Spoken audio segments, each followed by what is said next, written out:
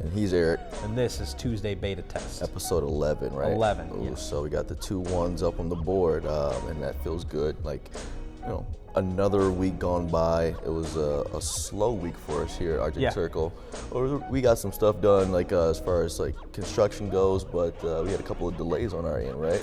Yeah, a couple delays. Unfortunately, the fermenters that were supposed to arrive on Friday and then were supposed to arrive today, somehow the wrong shipment was sent from Washington to Illinois. Washington State. Yes, sat in Illinois for 4 days and then turned around and went back to Washington, and now our firms are on their way from Washington here, and they are expected this Friday. Right, so let's hope that they didn't have a mix-up again. I hope not, yeah, because we're ready to fill the back with equipment and start firing that baby up. We have some test matches going. Right, yeah, because that was one of those big monumental moments, and we're sitting there on pins and needles hitting refresh every 8 seconds to see where this unfortunately, it's not like FedEx or UPS. It's some logistics company I've never heard of. Yeah, so. let's not name the company, and so it's not as intuitive right. as like waiting for your Amazon package to arrive. Right, so yeah, we'll be looking forward to hopefully, knock on wood for us, that the fermenters will be showing up sometime this week, right? Yep. What else do we have going on here? Big week in terms of the collaboration drop, yeah? Yes, I was speaking to Brandon of Ascension Brewing, and he informed me that look for the collaboration beer to be on tap this Tuesday. So today you're watching this video, it's gonna be live. It will be live on tap. Yeah, they open at 4. We drop the video at 4. So if you watch this right at 4, and then get in your car and drive over, or you can watch it from your car. You know what? Maybe we just drop it at 2 o'clock so we can then have people be aware of the. We'll drop this one a little bit earlier, just as a heads up. So yes, you'll have time to watch this, then plan your evening out accordingly to get out to Ascension over there in Novi. Yep. So we'll have the beer being tapped on Tuesday, and then this Friday we'll have the can sales, and I do believe it's going to be only in taproom can sales. You won't be able to typically do it how they normally do it with the online sales. So look for that. If you're not able to get there on Tuesday, be aware that the cans drop at like midnight. I do believe they do that. So, or not midnight, excuse me, like as the taproom opens on Friday, which is noon, I think. Yep. Yeah, I believe it's Friday. Yep. So that Georgia Peach and Candy Pecan sour pie is coming at you. Yeah, I'm looking forward to making my way out there. I'll be out there myself probably tomorrow. Devin will be as well. Yeah, I'll be hanging out there. I'm gonna help the guys can the beer up tomorrow morning, and then I'll hang out for the evening. And once they put it on tap, when the tap room opens up, I'll hang around for a little bit and say hi to anyone that decides to come out. So don't be strangers. Yeah, come on over and say hi. And do we have any other bulletin board material for them? Other than that, I mean, obviously construction is ongoing. I'm sure you guys saw from the recent Facebook and Instagram stories. Devin and I have been hard at work painting the floors here. You can actually see it now if you look down. It's painted the floor. It's only painted to the point of where the couch is at this moment. But it's one of those, like, we're gonna take everything from back here and put it up here. So we're playing a little musical chairs with the stuff so we can get everything completed. But at this point, like this little gray patch behind us is like the only thing that's not been painted yet in this place. Yeah, so we've got about we probably have about 80%. 85% of the painting done in this place. Wrap that up, finish up, got a little bit of trim work to do, but all the countertops and ledges and everything, concrete work is all done now. And then it's gonna get some stone on the back bar here in the coming week. Move the furniture in, right? Yeah. The dust has actually literally settled to this point, and there shouldn't be much more of that happening from here on forward. So yeah, we're gonna start moving in some furniture, start building some tables, and make this thing really start to take shape for you guys. So I'm looking forward to previewing some of that stuff, right? Yeah. No, it'll be awesome. Okay. But yeah, I think that's all the bulletin board. I think it's time to jump into this delicious libation, which looks amazing in a glass. Right. So I'm sure everyone saw the vibrant hue, and then the guesses started to jump. No, it's not Barney. No, it does have a little bit of a Barney hue to it. It does, right? I just looked at it. I was like, I love you. That's the big purple dinosaur right there. Purple dinosaur. No, but this is just a seltzer that we then conditioned with blueberry and banana, and we want to heavily fruited on this thing. So if you actually take a good look on this camera here, it laces the glass real nice, like most of your smoothie-inspired smoothie seltzers now. Oh yeah, and if you guys haven't noticed yet, we are drinking out of the official Arctic Circle glassware. Yes. For the first time. If you saw it in the open, but So thought we'd point that out. Yeah, click the link for the online shop because it's live. Yes, online shop live. You can buy glassware, mugs. We've got 19 annual mugs left. Ooh, yeah, slim pickings, 19 left. Yeah, so we're under 20, and then all the merch, all that stuff. So that's slowly rolling in here, so we can obviously redeem Kickstarter. But then for those of you who want to buy now, you can. Oh yeah, so yeah, definitely check that out. But to this blueberry banana. I'm really happy with how it turned out. It just has like a consistency and like the laciness for how it coats the glass. Like I really want to dive into this thing because the smell is crying out my name. It smells fantastic. Cheers, man.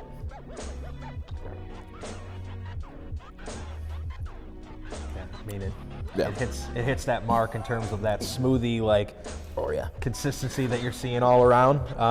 It coats the mouth too, like it's it kind of reminds me of like going to like tropical smoothie and getting one of those things to go, because this thing is it's not overly sweet, but it does have all those fruit flavors present, and it drinks really easily as well. Yeah, like this is one of those ones, like you said. I mean, you're at tropical smoothie with one of those like what feels like 64-ounce things full of smoothie that you walk out with.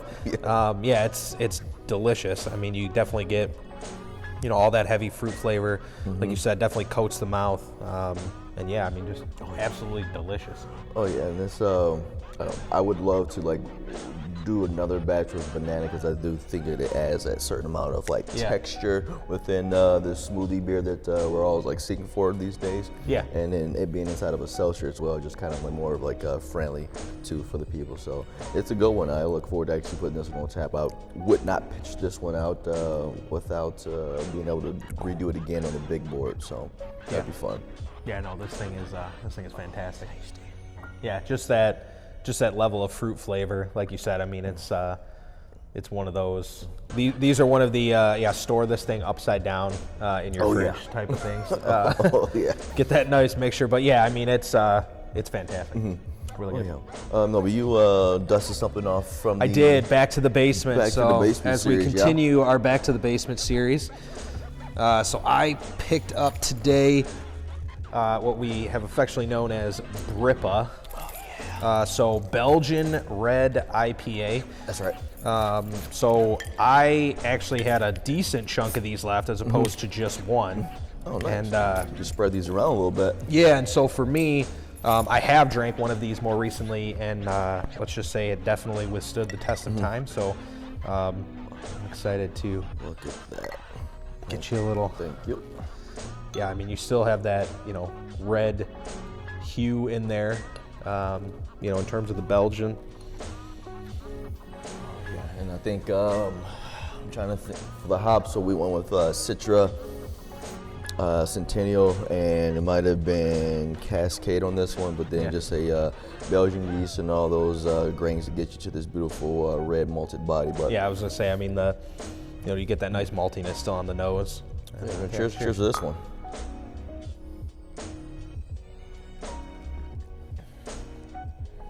Oh yeah, that's on point.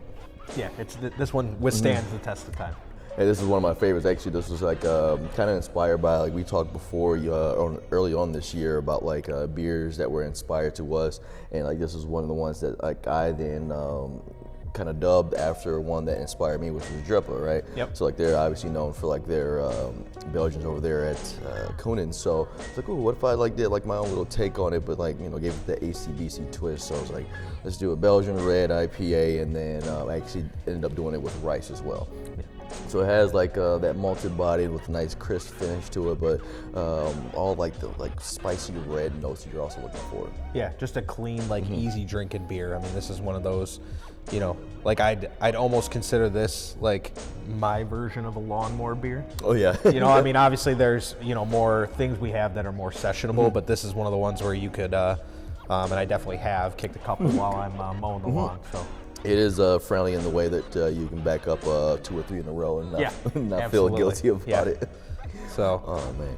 Yeah. It was a good pairing here. I like how we did the seltzer for the gluten-frees out there, and then we backed it up with a Belgian afterwards. So a little variety for you guys here on the episode 11. Yeah, no, I definitely, I took the remainder of the back to the vault varieties and have them stored in the fridge, so I'm just grabbing them one at a time as we go. Like 99 bottles of beer in the wall, 98 bottles of beer. And pretty soon I'll have no bottles of beer in that little Pepsi fridge. So it'll be a joyous occasion once that fridge goes empty, and then all we're left with is the stuff that we make here. Yes, the beautiful, and it'll be cans instead of these lovely brown bottles. It'll be a lot easier to identify what beer it is. That's usually the issue, as you know. As I put things in, I had to make sure to tell my wife, do not drink anything on the second row, because she has, on numerous occasions, drank the last of a certain beer because she doesn't know what it is, because all it has is a couple of letters scribbled on the cap. Yeah. So, but now it'd be nice, we're getting down to that finish line, at least like for us, it'd be another starting line to where we get those cans in. It'd be a lot easier for us to track these things. Yes, easier to identify, easier to track, dated. Yep. And then that way it'll be easy, for us to continue to monitor, things as we start rolling beers out, see how they, how they age, how they sit, and all that fun stuff. Be able to chronicle them that way. Maybe we'll, take some of our own cans here and then maybe do our own Back to the Basement series in-house, right? Yeah, I mean, actually, that was the funny thing, that when we were doing the thing with Ascension, and we were sitting there like trying to come up with the idea, that was exactly what happened. Is they walked in and he goes, "Oh my God, I found one of these in the back of the cooler," and I was like, I can't wait to have that experience here, as opposed to like me finding a bottle in the basement. It'll be one that got buried behind kegs in the back of the cooler. Exactly. So we'll have to make that a point where we can up a few things and we just put it on the shelf in the back corner of the walk-in and let it be there until we're like in a pinch for a Tuesday beta test idea. Yep. Yeah, for sure. Oh yeah, but I'm trying to think, we've got anything else that we need to lob up to the people. I think that about covers it. I mean, obviously, I know we keep getting tons of questions. We hope to be able to give you more of a firm, set date in the coming weeks. I mean, I know we get tons of questions, whether it's social media, friends, family, random people who see us out in public. We are trying as best we can to get this boy open. I mean, I know as much as we've had people coming to us and saying, "Hey, we're super excited for you guys to open," we echo that sentiment. We are so excited to be opening here. Oh yeah, and get you guys some beer. So we feel like we're in the same boat as you guys. We want to get to the openings just as much as you want to see it happen as well. So on our end, we're doing all we can to get this thing open, but time, it needs to take time. So. Yep. But we'll get there, and we keep on rolling out these weekly sessions for you. And until next week, got anything else for them? I think we're good. All right, then let's cheers for people. All right. He's Eric. He's Devin. And this is Tuesday Beta Test. Cheers.